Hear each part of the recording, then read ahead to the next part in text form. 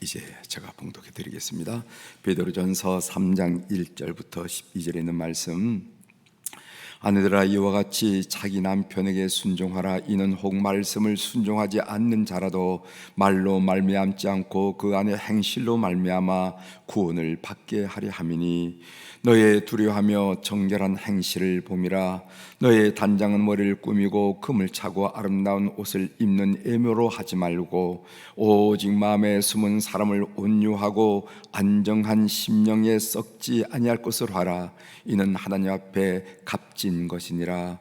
전에 하나님께 소망을 두었던 거룩한 부녀들도 이와 같이 자기 남편에게 순종함으로 자기를 단장하였다니, 사라가 아브라함을 주라 칭하여 순종한 것 같이 너희는 선을 향하고 아무 두려운 일에도 놀라지 아니하면 그의 딸이 된 것이니라. 남편들아, 이와 같이 지식을 따라 너희 아내와 동거하고 그를 더 연약한 그릇으로 또 생명의 은혜를 함께 이어받을 자로 알아 귀중히 여기라. 이는 너희 기도가 막히지 아니하게 하려 함이라. 마지막으로 말하노니, 너희가 다 마음을 같이하여 동정하며 형제를 사랑하며 불쌍히 여기며 겸손하며 악을 악으로 욕을 욕으로 갚지 말고 도리어 복을 빌라. 이를 위하여 너희가 부르심을 받았으니 이는 복을 이어받게 하려 하심이라. 그러므로 생명을 사랑하고 좋은 날 보기를 원하는 자는 혀를 금하여 악한 말을 그치며 그 입술로 거짓을 말하지 말고 악에서 떠나 선을 향하고 화평을 구하며 그것을 따르라. 주에는 의인을 향하시고 그의 귀는 의인의 간구에 기울이시되 주의 얼굴은 악행하는 자들을 대하시느니라 하였느니라. 아멘. 12절까지 함께 제가 봉독했습니다.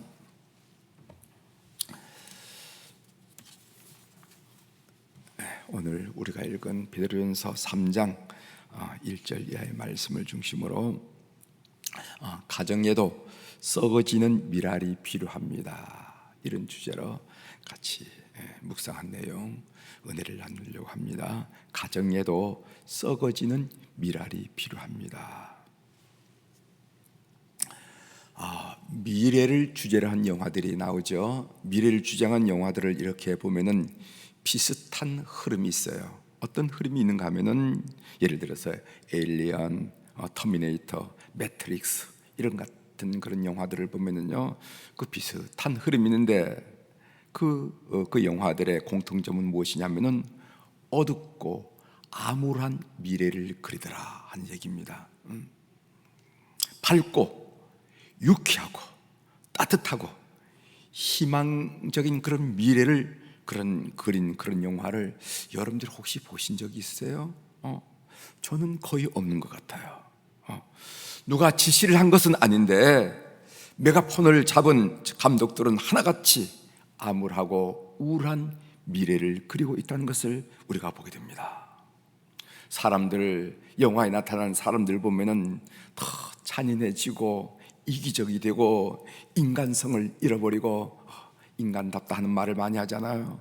넌 왜 그렇게 인간답지 못하니? 왜 인간성을 잃어버려서, 이런 얘기를 하는데, 인간성을 잃어버리고 끔찍한 사이코패스 같은 그런 성격의 유형들이 나타나는 것을 보게 됩니다.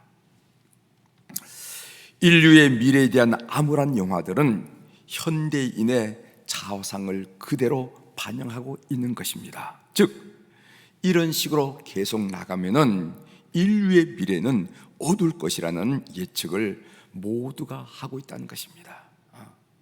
이런 식으로 나가면은 우리의 아들들, 딸들의 세대에는, 그리고 손자, 손녀의 시대는 훨씬 더 어두워진다는 말, 훨씬 더 어두워진다.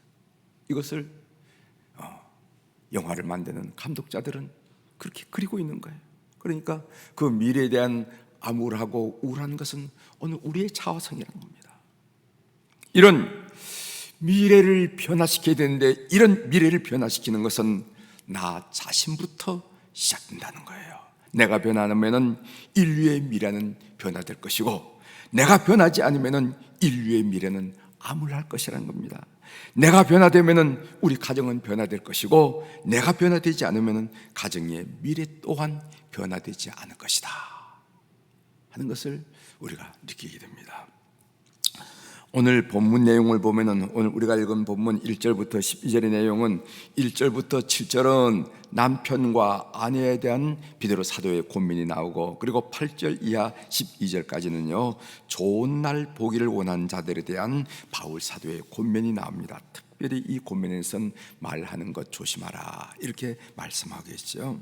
오늘 이 시간에는요 아내에 대한 고민의 말씀 1절부터 6절에 있는 말씀이 나오는데 여기 좀 집중해서 같이 말씀을 나누려고 합니다. 오늘 이 베드로 사도가 이 편지를 쓴 소아시아 교회들에게 편지를 쓴 것은 1세기 때입니다.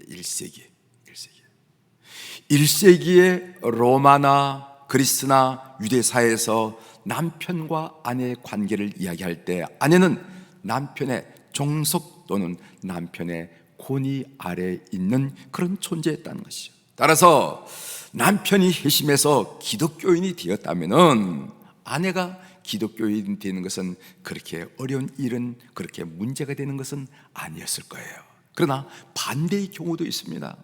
어떻게 하다가 아내가 예수 그리스도를 믿고 예수 그리스도를 만나고 신앙생활을 하는데 남편은 전혀 그렇지 않다 이 말이죠. 그렇다면 그 가정에 큰 어려움이 분명히 있었으리라 생각합니다. 그것은 남편의 권위에 대한 어떤 도전, 저항으로 여겨질 수도 있고, 왜 남편이 믿지 않는 신앙을 왜 가느냐 하는 그런 남편의 권위, 남편의 입장에 대한 저항, 도전으로 여겨질 수도 있을 것이고, 나아가서 그것은 사회 질서를 훼손하고 해치는 그런 위협으로도 보여졌을 것입니다. 따라서 베드로는 아내들이 남편에게 순종하되, 특별히 불신앙의 남편이라 할지라도 경건한 행실로 복음의 진리를 삶으로 증거하기를 고민하는 것을 보게 됩니다.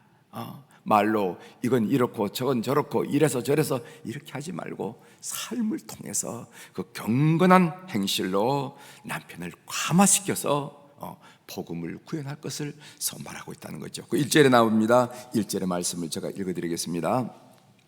아내들아 이와 같이 자기 남편에게 순종하라. 이는 즉 말씀을 순종하지 않는 자라도, 그러니까 남편이 믿지 않는 자라도 이 말씀이죠. 말씀을 순종하지 않는 자라도 말로 말미암지 않고, 말로 설득하려고 하지 말고 그 안에 행실로 말미암아 구원을 받게 하려 함이니.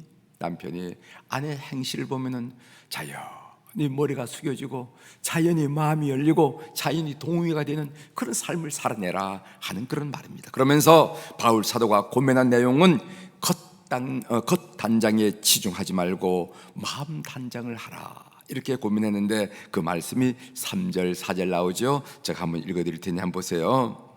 너희의 단장은 머리를 꾸미고 금을 붙이고 아름다운 옷을 입는 애모로 하지 말고, 4절 오직 마음에 숨은 사람을 온유하고 안정한 심령에 썩지 아니할 것으로 하라. 이는 하나님 앞에 값진 것이니라. 이렇게 하면서 바울 사도는 그런 처지에 있는 아내들에게 겉단장하려고 너무 치중하지 말고 마음 단장하거라 하는 겁니다.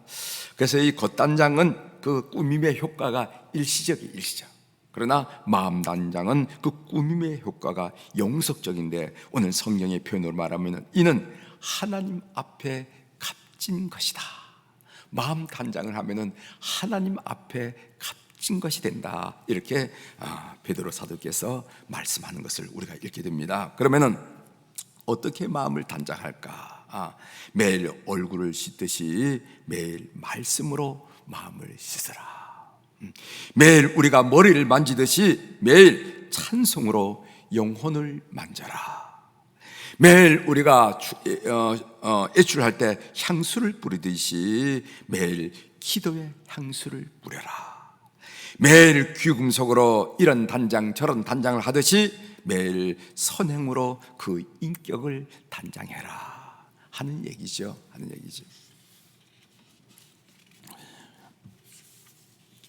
사실 이렇게 단장을 한 여자 성도들을 보면은요, 나이가 들었지만은 소녀처럼 얼굴이 부드럽고 따뜻하고 밝고 평안한 모습을 많이 보게 됩니다. 그렇죠?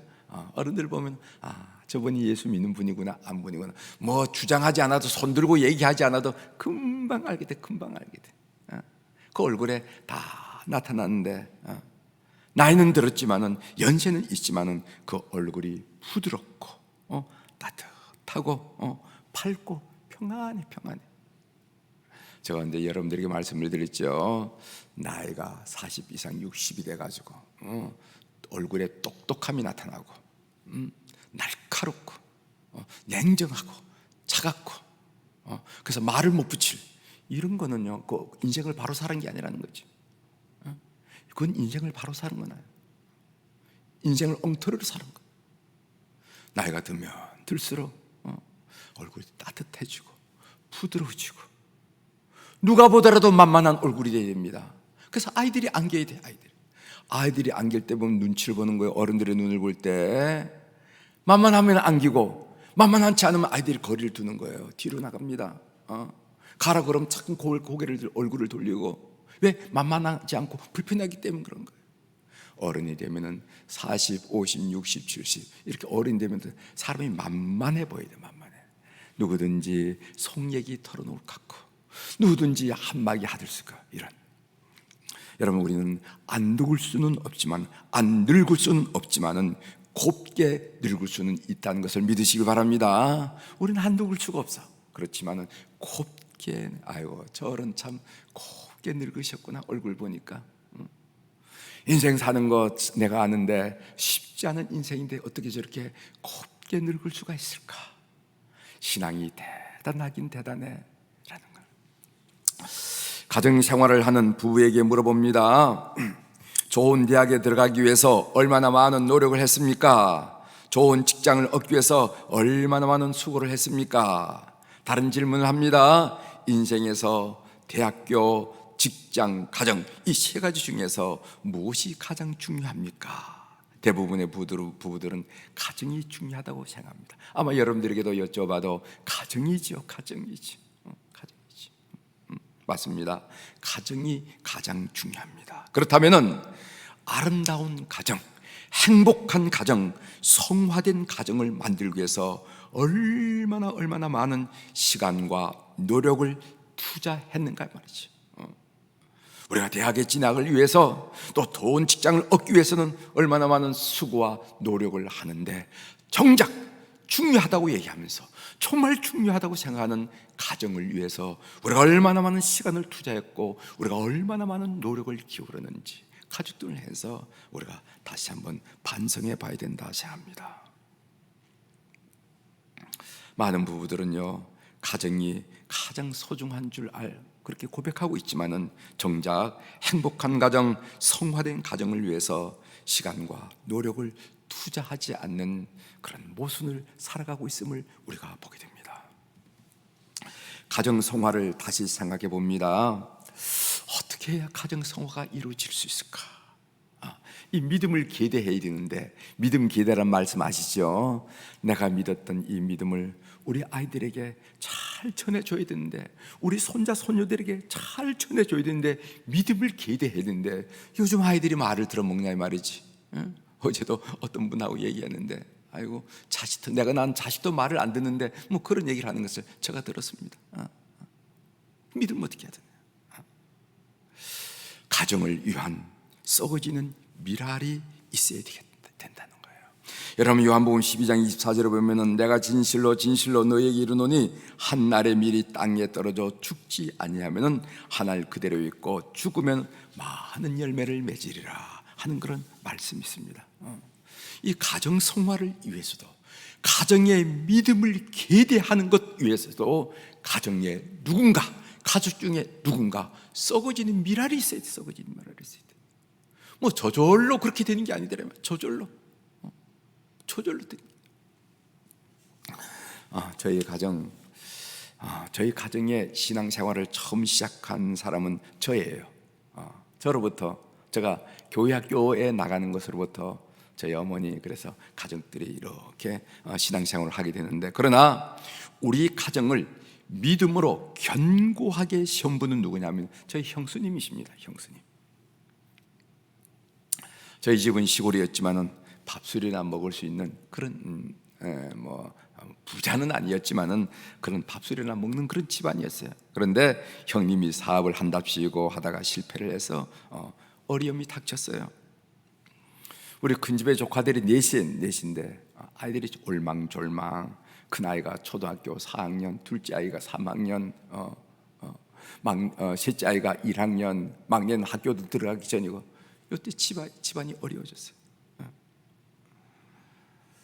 도망을 가도 10번을 갔어야 할 그런 상황이었지만은요, 형수는 오리길 새벽 기도를 하면서 하나님을 붙잡았어요. 저희 시골집에서 교회까지는 한 오리길 정도 됩니다. 새벽. 시골에 가로등이 어디 있겠어요? 무섭고 추운 겨울밤, 그리고 오리길을 새벽 기도를 가면서 그렇게 신앙을 붙들더라고요. 신앙을. 그래서 우리 조카들이 결혼하면서 제가 들은 얘기인데 뭐냐면은 자기 부인한테 한 얘기죠. 아내한테 얘기하죠. 우리 어머니한테 엄마한테 잘해줘야 돼. 왜? 내가 볼 때 세상에서 우리 엄마만큼 고생한 사람은 없어. 그런 얘기를 하더라는 얘기를 내가 들었어요. 가정 예배를 드리면서 그 아이 조카들이 그 부인 자기 아내들한테 그런 얘기를 하더라 한 얘기를 제가 들었습니다. 세상에 우리 엄마만큼 고생한 분이 없어. 엄마한테 잘해줘야 돼. 그런 얘기를 하더라는 거죠. 이렇게 10년 동안, 그래서 제가 교우들에게 10년 얘기를 많이 하는데, 이렇게 10년 동안 하나님을 붙들었더니까 어떻게 됐냐면요, 조카들이 한 10년 되니까 대학을 나와서 자리를 잡기 시작해서, 그래서 가정을 회복하더라고요. 그리고 가정은 믿음의 반석 위에 세워지는 것을 제가 느꼈습니다. 그래서 우리 형수는 우리 가정을 위한 썩어지는 미랄이 되었구나. 10번 포기하고 싶었겠고 10번 도망가고 싶었죠. 그렇지만은 그 미랄되는 그 과정을 10년 동안 감내했다니까 가정은 믿음으로 세워지고 하나님께서 축복하셔서 조카들을 그 사회생활을 준수하게 할 수 있는 그런 일을 이끌어 주다 이 말이죠. 우리 새벽 기도에 나온 여러분들, 가정에도 썩어지는 미랄이 필요하다는 걸 기억하시길 바랍니다. 목사님, 우리 아이들이 믿는 생활을 하지 왜 안 하는지 모르겠어요. 모르긴 뭘 몰라. 그 가정에 썩어지는 미랄이 없는데, 썩어진 미랄이 없는데 뭘 모르긴 뭘 모르냐 이 말이지. 뻔한 걸. 남편이 됐든 아버지가 됐든 엄마가 됐든 누가 됐든 그 가정의 가정 성화를 위해서, 그리고 그 믿음을 기대하기 위해서 누군가 부르짖고 미랄되는 존재가 필요하다는 것을 꼭 기억하시고 이런 일에 다짐하는 우리 교우들이 되기를 주의 이름으로 고민합니다. 기도하시겠습니다. 하나님 아버지, 베드로 사도께서 1세기에 그 어려운 환경에 있는 부인들, 아내들을 향해서 권면하신 내용을 통해서 오늘 우리가 이 어려운 시대에 우리 가정을 성화시키고 그리고 또 믿음을 계대하기 위하여 우리가 무엇을 해야 될 것인가 하는 그런 생각을 함께 나눌 수 있도록 도와주셔서 감사합니다. 하나님, 가정을 위해서도 한 알에 썩어지는 미랄이 필요하다는 것을 다시 한번 깨닫게 하시오니 감사합니다. 저절로 되는 것이 아니라 자연스럽게 되는 것이 아니라 누군가가 가족들을 그들의 모습과 그들의 얼굴과 그들의 이름을 주님 앞에 고하면서 기도하는 기도자가 있어야 되고, 주님을 사랑하는 그런 하나의 미랄이 있어야 믿음이 기대된다는 것을 저들이 마음속에 간직하면서 누구도 부정할 수 없는, 가족 중에 누구도 부정할 수 없는 그런 하나의 미랄되는 것을 다짐하는 우리 교우들이 되도록 은혜를 베풀어 주옵소서. 그래서 그 놀라운 하나님의 사랑을 나만 받는 것이 아니라 그 놀라운 하나님의 축복을 내대로 끝나는 것이 아니라 우리 아들과 딸들 그리고 손자 손녀 대를 이어서 그 하나님의 놀라운 축복 속에서 평안히 평안한 가정을 이루는 그런 가정들이 다 될 수 있도록 우리 교우들의 가정을 축복하여 주시옵소서. 하나님, 오늘 또 주님 존전에 귀한 물질을 올려드리게 하시오니 감사합니다. 하나님, 감사한금 그리고 1,000번째 헌금 하나님 다 아시지요? 하나님이 다 아실 줄 믿습니다. 그 이름들, 사연들 통촉하여 주시고, 우리 하나님이 교육한 그 시기에 우리 하나님이 교육한 그 놀라운 방법으로 기도에 응답하심으로 말미암아 예전에 광야 40년 동안이지만은 하나님의 백성을 온 열방 가운데 드러나게 하신 하나님 아버지, 이 혼돈과 혼란 중에도 하나님의 백성임을 드러내는 놀라운 하나님의 축복을 교우들이 받아 누리게 도와 주시옵소서. 오늘 또 주님 앞에 기도를 올립니다. 우리 사랑하는 자녀들, 우리 자손들, 손자, 소녀들 눈만 감으면 떠오르는 그 이름들, 그 얼굴들을 주님 앞에 올려드립니다. 하나님 아버지, 해외에 그리고 타지에 그리고 군대 여러 가지 일 때문에 흩어져 있고 부모의 설화를 떠난 가정, 우리 자녀들, 자손들이 있사오니 하나님, 오늘 또 저들을 기억하여 주옵소서. 그들의 직장과 그들의 사업과 그들의 학문과 남정네들만 모여있는 군대 생활조차도 하나님이 보호자가 되시고 산성이 되시고 진영이 되시고 반석이 되심으로 말미암아 주고받는 소식이 귀한 축복의 소식, 감사의 내용이 되도록 그런 내용으로 가득 차도록 오늘 또 저들의 삶을 붙들어 주시옵소서. 출산을 준비하는 가정이 있습니다. 그리고 또 잉태 축복을 하나님께 간구하는 가정들도 있습니다. 이제 나이가 되어서 출가할 그런 대상을 찾는, 배우자를 찾는 그런 가정들도 있습니다. 하나님, 하나님께서 역사해 주셔서 그들의 삶을 평탄케 하시고 형통케 하심으로 말미암아 어른들의 마음에, 부모님의 마음에 근심이 없도록 저들을 축복하시고 기억하여 주시옵소서. 특별히 이제 우리 수험생들을 꼭 기억해 주시고, 이제 논술 그리고 인터뷰 이렇게 해서 면접 시험이 이어지면서 이제 대학문을 녹화하고 있습니다. 하나님, 대생급으로 저들 이 땅에 태어나게 하실 때 우리 하나님의 기대와 소원과 교육이 분명히 계실 줄 믿사오니 그 일들을 넉넉히 감당할 수 있도록 대학의 문을 활짝 열어서 감사하며 기뻐하며 그들의 영혼과 그들의 심령과 그들의 인격을 다듬어가는 그런 큰 축복을 허락하여 주시옵소서. 하나님, 우리 환우들을 오늘 또 기억하여 주옵소서. 날씨가 갑자기 추워서 하나님 아버지, 많은 어려움들이 있지만은 그들의 영혼을 주님께서 방문하여 주시고 그들 심령 속에 부정적인 감정들 다 깨뜨려 보시고 성령 충만하게 하여 주셔서 성령님이 임재하심으로 감사와 행복감과 기쁨과 천국에 대한 소망과 자신감과 담대함으로 충만하도록 심령을 다스려 주시고 그들의 육체도 오늘 또 권능의 손길로 그 부드럽고 따뜻한 손길로 만져주시고 안수하여 주셔서 회복의 놀란 기운이 심령마다 육체마다 일어나도록 은혜를 베풀어 주옵소서. 하나님, 코로나19 바이러스가 한껏 우리를 위축시키고 있습니다. 주여, 하나님 앞에서 자유하게 도와주시고 이 코로나19 바이러스를 빨리 진정시켜 주시고 종식시켜 주셔서 이 어려운 시기를 잘 극복할 수 있도록 우리나라뿐만 아니라 이 열방을 주께서 기억하여 주시옵소서. 하나님, 오늘 우리가 우리의 미래에 대한 말씀을 함께 나눴지만은 우라고 암울합니다. 하나님 아버지, 이런 기회를 통해서 다시 한번 우리 인간의 본성을 회복하게 도와주시고 원래의 자리를 다시 한번 생각하면서 하나님이 이 땅에 우리를 내실 때 그 목적과 그 의도한 바를 다시 한번 생각하는 그런 귀한 시간들이 될 수 있도록 은총을 베풀어 주옵소서. 그래서 하나님의 긍휼을 잊고 하나님의 용서를 받고 하나님의 사랑과 축복을 회복하는 그런 기회가 될 수 있도록 은총을 베풀어 주옵소서. 하나님, 1월 4일부터 6일까지 저희들이 신년 부흥회를 준비하고 있습니다.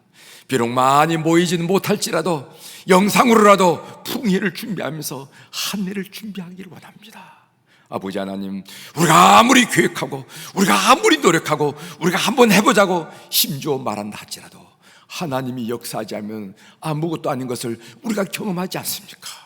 이번 신전 축복 성회를 통해서 온 교우들에게 심령을 회복하고 삶을 회복하고 용기를 회복하는 그런 축복의 기간이 될 수 있도록 우리 하나님 역사해 주시고 기도로 준비하도록 은총을 베풀어 주옵소서. 오늘 또 우리 사랑 교우들이 주님 앞에 여러 가지 사연을 가지고 주님 앞에 나왔습니다. 주님 앞에 머무름에 그 기쁨과 즐거움과 감사함을 한껏 누리는 이 새벽이 되도록 역사하여 주시옵소서. 오늘 또 하늘의 주권과 땅의 주권을 가진 우리 주님의 권세 있는 이름으로 이 새벽에 선포합니다. 내 영혼이 잘된 같이 범사가 잘되고 강건한 축복을 주님 아래 나기를 열망하는 온 교우들이 받아 누리게 도와주시옵소서. 감사드리며 예수님의 이름으로 기도 올리옵나이다. 아멘.